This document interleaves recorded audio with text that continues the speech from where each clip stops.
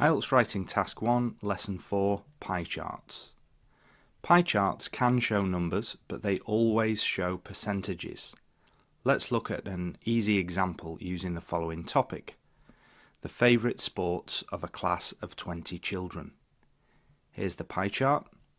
We see 4 sports: tennis, rugby, swimming and football, and the chart could show numbers of children like this. And we could write sentences like this one: football is the favourite sport of 10 children in the class. Instead of numbers, the pie chart could show percentages like this. And then we could write 50% of the children in the class prefer football to any other sport, or half of the class said that football was their favourite sport. But remember, even if you don't see the percentages, you can still say half of the class or 50% of the class, because we can still see that 10 out of 20 children preferred football. And even if you don't see those numbers, we can still see percentages or proportions in the pie chart. The full pie chart is 100%, so it looks like football is approximately 50%. And we can say around 50% of the children in the class prefer football to any other sport. So the key thing to remember with pie charts is the full pie is always 100%. Pie charts can show changes over time. For example, years. You might see a pie chart for the year 1999 and another one for the year 2009. The categories are the same, so we can talk about the numbers increasing or decreasing from the first year to the second year. But pie charts don't always show changes over time. They might show 2 countries. For example, this is the pie chart for children in the UK, and we could have another pie chart for children in Australia. In this case, you can't talk about the numbers increasing or decreasing. You can only compare the 2 countries. Another type of item you might see is simply School A and School B. It doesn't have to be countries. Again, you're comparing the numbers. You can't talk about the numbers increasing or decreasing because there is no time shown. You can only talk about increase, decrease when there are 2 different times or a time period. So your job is to compare the percentages. That's the main thing. But you can also compare numbers if numbers are shown. Once you've written your introduction, you're going to do 2 types of comparison. First, make a very general comparison in your summary or overview paragraph, that's paragraph 2. And second, compare specific figures, specific percentages or numbers or both, and that's for your details paragraphs, paragraphs 3 and 4. Now let's look at our full pie chart question for today. Here's the question that I'm going to use. The charts below show household spending patterns in 2 countries between 1980 and 2008. So household spending patterns means the money spent by people living in one house, an average house. We've got the 2 countries, UK and New Zealand, and on the left you can see 1980 and 2008. And the spending is in 5 categories. We've got spending on food and drink, utility bills, transport, leisure and other. Our job is to compare those pie charts, compare the percentages of spending in the 2 different countries and in both years. As usual, we're going to write a 4-paragraph essay: introduction, overview, 2 paragraphs of details and no conclusion. If you're not sure why I'm saying no conclusion, please watch the introduction lesson for Writing Task 1 that I've done. You'll see my explanation there. Let's start then with the introduction. The technique is to paraphrase the question. If we look at the question, all we need to do is go through it bit by bit, changing a few words. If we start with the charts below show, we can easily change that to the pie charts compare. And then we move on to household spending patterns. I'm going to just check the chart for this one. The household spending patterns refers to the spending on these 5 categories. So I'm going to change that a little bit more and mention the categories. the pie charts compare 5 categories of household expenditure. So I've introduced the idea that there are 5 categories there, and expenditure instead of spending. Next, easy, in 2 countries, in the UK and New Zealand, and between 1980 and 2008, in the years 1980 and 2008.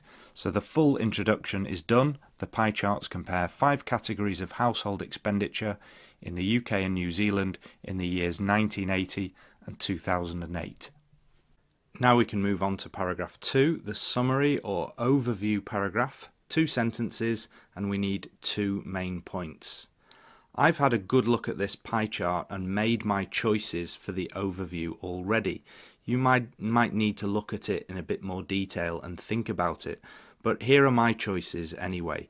I noticed firstly that in both countries, if we look at food and drink, we see a decrease between the 2 years. So there's a similarity there between both countries. And also in both countries, if we look at utility bills, we can see an increase from 1980 to 2008. Notice I'm looking for very general things and I'm looking at both countries together. Are there any big similarities or big differences? I've pointed out 2 similarities between the countries. Now I'm going to look at 1 big difference. I think the biggest difference is the leisure category. Much higher figures for the UK in both years.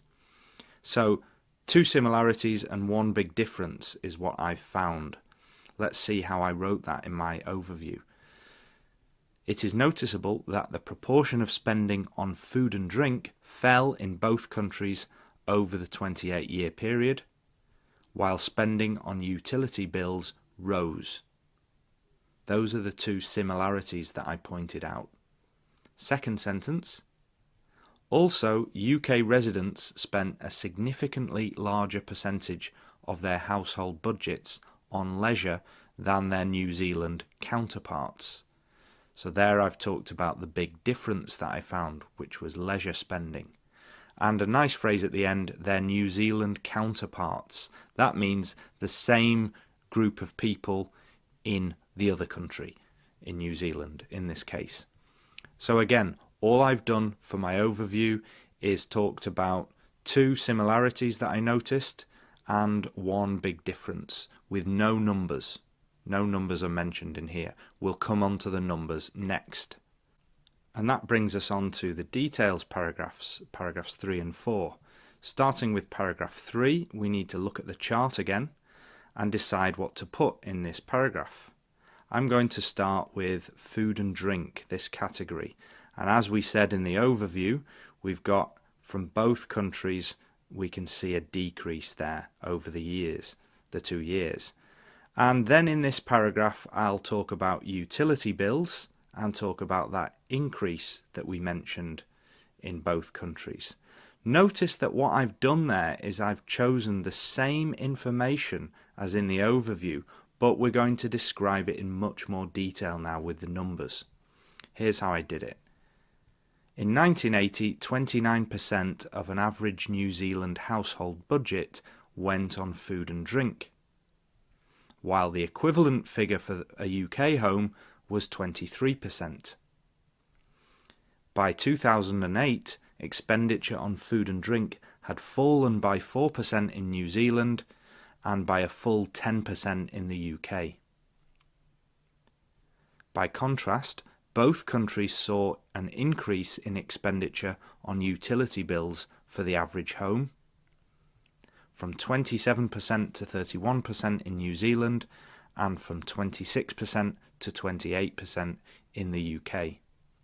So what have we done there? As I said, it's the same information as the first sentence of my overview. That's an interesting technique to use. You take the first sentence of your overview and you expand on it in much more detail. It doesn't always work for every question, but here it does. So what have we got in this paragraph? We've got 2 categories only, food and drink and utility bills, and we've made comparisons between both years and both countries. Let's do the same thing for paragraph 4 now. We'll look at the chart and decide what to put in this paragraph first. We'll start with leisure, the next category to describe, and we've got much higher figures in the UK than in New Zealand, so we can talk about that. We mentioned that in the overview, but we'll say it in more detail now. And we'll finish off with something that we didn't mention in the overview. We'll mention transport and the other costs. Let's see what I wrote in my paragraph 4. Leisure activities accounted for the highest proportion of UK household spending in both years, but only the third highest proportion in New Zealand. In fact, in 2008, New Zealanders spent only half as much in relative terms on recreation, 17%, as UK residents, 34%. Last sentence. In both countries, transport costs and other costs took roughly 15% and 10% of household budgets, respectively. What have we got in that paragraph then? We've got 3 categories: leisure, which I've called recreation later, it's the same thing, transport and other costs. And we've compared the years and the countries in those 3 categories. And because we have no conclusion in writing task 1, that's the full report finished. Before we look at the vocabulary from this report, I want to give you some tips that we've seen today. First, don't describe each country separately, and don't describe each year separately. We want to compare countries and years together. That's the main thing. Don't separate the countries or years into separate paragraphs. Mention all 5 categories. We had food and drink, leisure, utilities, etc. You need to say at least one thing about all 5 if you can. Divide the categories into 2 groups for the 2 details paragraphs. So instead of doing paragraph 3 about one year or one country, and then paragraph 4 about the other year or other country, I divided the paragraphs into category groups. So I talked about food and drink and the utility bills in paragraph 3, and then the other 3 categories in paragraph 4. The category called other is not important. Just because the other category had the smallest percentage, it doesn't mean that you need to mention it. Often we look for the highest and lowest, but when we have a category called other, that's a mix of lots of different things that we don't really care about. With an other category, I would just mention it only once at the end of the report, like I did in paragraph 4. Don't write leisure was 34%. That doesn't make sense. You have to write households spent 34% of their money on leisure.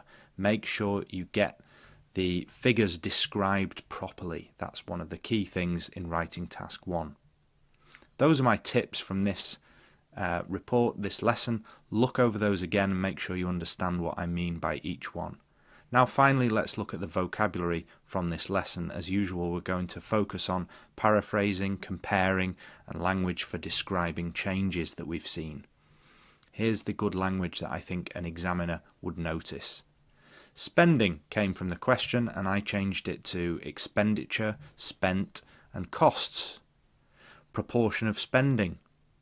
Percentage of household budget, the equivalent figure for a UK home, all of these different ways of talking about the spending. Fell, rose, saw an increase in, that's the change language. By 2008, expenditure had fallen. Had fallen is a past perfect verb structure, and we use that when we've got the word by with a date. So by 2008, something had already happened, expenditure had fallen. If you're using in 2008, you probably just say in 2008 expenditure fell. So notice that difference between by and in, by with the past perfect. Spent a significantly larger percentage, that's comparison, than their New Zealand counterparts. I mentioned that earlier. Counterparts meaning the same group of people in that other country. It's a good word to use. 29% of an average household budget went on. So describing these numbers correctly, and the words household budget, that's a good phrase to use. And you can say the budget goes on something, in this case in the past, went on.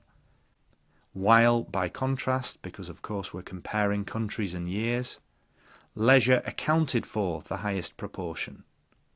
Spent half as much in relative terms. Well, the spending, we don't know the actual amount of spending. All we know is the percentage of spending. That's why I've used this phrase in relative terms, relative to the amount of money that is spent in total by each household. And recreation, finally, instead of leisure, I had this synonym, recreation.